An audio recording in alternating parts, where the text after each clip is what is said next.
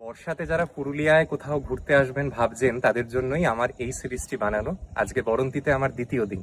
বরন্তির এর আগের পর্বটিতে আমি একটা অন্য জায়গা ঘুরিয়ে দেখিয়েছিলাম, তবে আজকে যে জায়গাটি দেখাচ্ছি সেখান থেকে ভিউটা ভীষণ ভীষণ রকম স্পেশাল। এবং on top of everything else, এই জায়গাটায় এত সুন্দর ভিউ থাকা সত্ত্বেও এখানে কিন্তু থাকার খরচ আগের জায়গাটির ঠিক অর্ধেক। আমরা এখন দাঁড়িয়ে আছি বরন্তি বনলতা রিসর্টে, একটা দারুণ নবনির্মিত রিসর্ট যেখানে আপনারা নানা রকম মডার্ন অ্যামিনিটিস সহ এসি রুম পাবেন। এবং এখানের এসি রুমগুলির খরচ মাত্র 2000 থেকে 2100 টাকা।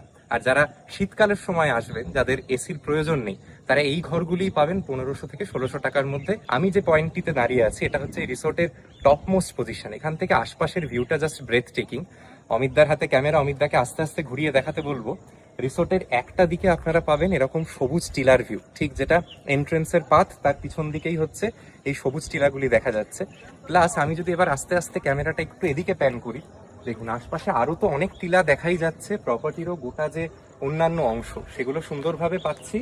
And finally the main thing, যে জন্য আপনি বরন্তিতে আসেন, সেই মুরাড্ডির পাহাড় এবং মুরাড্ডির লেক। আপনারা জানেন বরন্তির যেটা সানসেট সেটা ব্রেথ টেকিং হয়।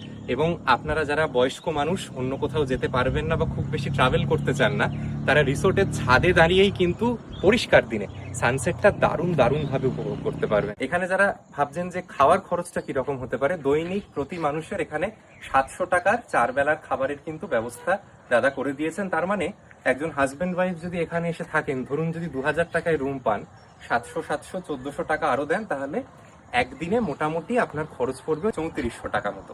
আশপাশে এরকম দারুণ ন্যাচারাল ভিউ এনজয় করুন। এবং আপনারা যখন ভবিষ্যতে এই বরন্তি বনলতায় এসে থাকবেন, আপনাদের ঠিক কিরকম কি অভিজ্ঞতা হলো আমাকে জানাতে ভুলবেন না।